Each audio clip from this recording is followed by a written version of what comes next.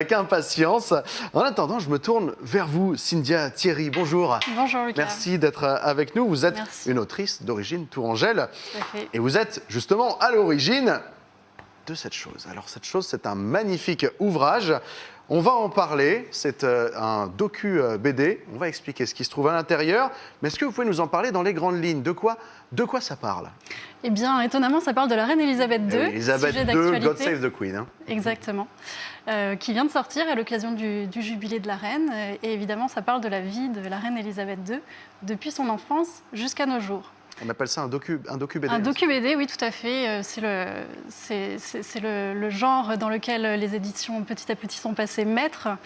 Donc en fait, il s'agit d'un album constitué d'une quinzaine de petites histoires illustrées en bande dessinée de 5 pages à peu près. Et entre chaque histoire, on va trouver un petit documentaire de 2-3 pages qui sont rédigés par une journaliste agrémentée également de photographies. Oui, voilà, vous avez travaillé à plusieurs sur ce Oui, on est 3. ouvrage. Oui. Vous êtes Tony 3. Laurenceau est le scénariste et Sophie Blittmann a écrit les pages documentaires. Et vous dessinez. Tout à fait. Vous dessinez. Alors j'ai envie de vous poser une question. J'ai cet ouvrage. Pourquoi elle? Pourquoi Elisabeth II? C'est une bonne question et je ne serais pas la personne la plus à même de vous y répondre puisque en réalité c'est Tony Laurenceau qui a eu l'idée de ce sujet. Mais vous, ça vous a plu du coup de oui, pouvoir la tout dessiner? Tout à fait. L'éditeur a pensé à mon style de dessin pour ce sujet-là. Et ma foi, la vie de la reine Elisabeth est tout à fait passionnante. Je ne fais pas partie à l'origine des fans de cette personne, mais en travaillant sur ce sujet, je m'y suis vraiment attachée. Elle a une personnalité vraiment exceptionnelle et cet ouvrage est vraiment divertissant au-delà du fait de parler de ce personnage populaire cette semaine. N'est-ce pas? Alors, il y a un aspect, du coup, puisque vous n'étiez pas spécialement une grande fan d'Elisabeth II, il y a un aspect de sa vie qui vous a plus marqué que d'autres, là, dans les dessins que vous avez faits, par exemple? Elle me l'a dit, hein, c'est quand la reine Elisabeth l'a reçue pour prendre le thé avec l'ours Paddington. Enfin, Ah, bah oui. C'était quand même un grand Ça y est, moment. on l'a perdu.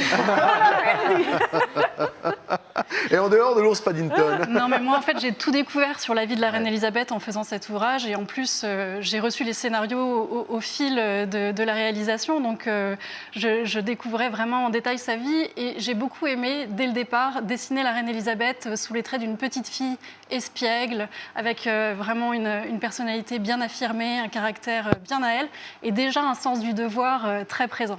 Effectivement, une personne qui n'était pas censée être reine si vite. Exactement. et qui Elle n'aurait pas dû devenir reine. Elle n'aurait pas dû d'ailleurs, devenir reine. Non. Elle n'aurait pas dû devenir reine. Pour découvrir tout ça, donc il y a des pages qui ne vous concernent pas, mais dont Qui vous ont n'êtes été pas... rédigées par Sophie Blittmann. Voilà. Et qui vous, enrichissent vous êtes appuyé- le Voilà, ça récit. enrichit, c'est complémentaire en fait. C'est complémentaire, chouette, oui, c'est ça. Tony Laurenceau ne s'est pas appuyé sur ces pages-là, c'est vraiment un travail complémentaire qui a été fait. Et il y a donc vos planches tout au long, donc c'est tout de vous. En gros, on vous a commandé un scénario et vous avez dessiné la vie de cette personne. Alors, Tony Laurenceau a écrit les scénarios, a fait tout un travail de recherche iconographique pour me faciliter la tâche et pour que j'ai des bases solides. Oui, parce que on reconnaît les personnages quand même. C'est pas une libre J'espère- interprétation. J'espère qu'on les reconnaît un petit peu. Rassurez-nous, c'est pas une libre interprétation. On sait ce qu'on Non, trouve dedans. c'est pas une libre interprétation, évidemment. On ne raconte que des événements qui se sont vraiment réalisés, mais évidemment qui sont scénarisés et qui sont racontés à travers différents types de narration, puisque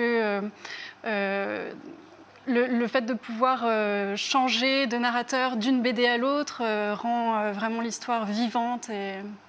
C'est aussi la qualité de ce scénariste-là qui arrive à passer d'un ton très humoristique, un peu potache, un humour noir, ou au contraire très théâtral, dramatique. Enfin, c'est très varié et c'est ce qui fait l'ouvrage très riche.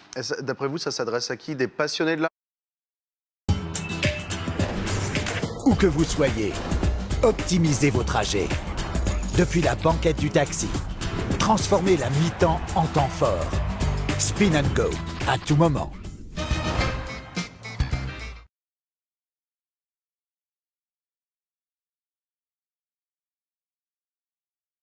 De la reine ou même des personnes qui n'y connaissent rien? Non, vraiment pas. Je pense que c'est tout public parce que c'est divertissant de la manière dont c'est raconté. Mais L'avantage aussi du docu-BD, c'est d'apprendre sur un sujet, d'en devenir presque expert, tout en n'ayant pas l'impression d'apprendre quelque chose. Par le divertissement, devenir expert.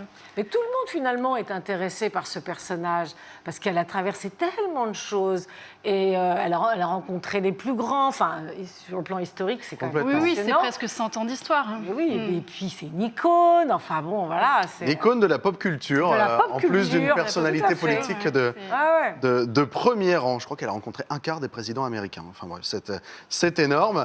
Merci beaucoup, Cynthia. Ce livre, donc, Elisabeth II, God Save the Queen, qui vient de sortir en même temps que le jubilé de platine de la reine d'Angleterre. On peut le retrouver aux éditions Petit à Petit, oui, 19,90 €. Tout à fait. Et si je peux me permettre juste de rajouter que je serai en dédicace à la FNAC ce samedi après-midi de 15h à 18h. Donc, FNAC de Tours, venez nombreux. Venez nombreux. Et si on veut retrouver votre travail en dehors de ce livre, c'est possible aussi ? Oui, tout à fait. Là, je continue ma collaboration avec les éditions Petit à Petit, notamment sur un ouvrage collectif avec d'autres illustrateurs qui parlera de l'histoire de Tours. Ah, c'est chouette. Affaire à suivre. Alors, vous reviendrez nous en parler, Cynthia. Avec plaisir. Merci beaucoup d'être venu nous présenter ce magnifique ouvrage que j'ai dévoré avec grand plaisir. Et on n'a rien de temps. Aymeric, on le disait, tu es notre commissaire-priseur favori.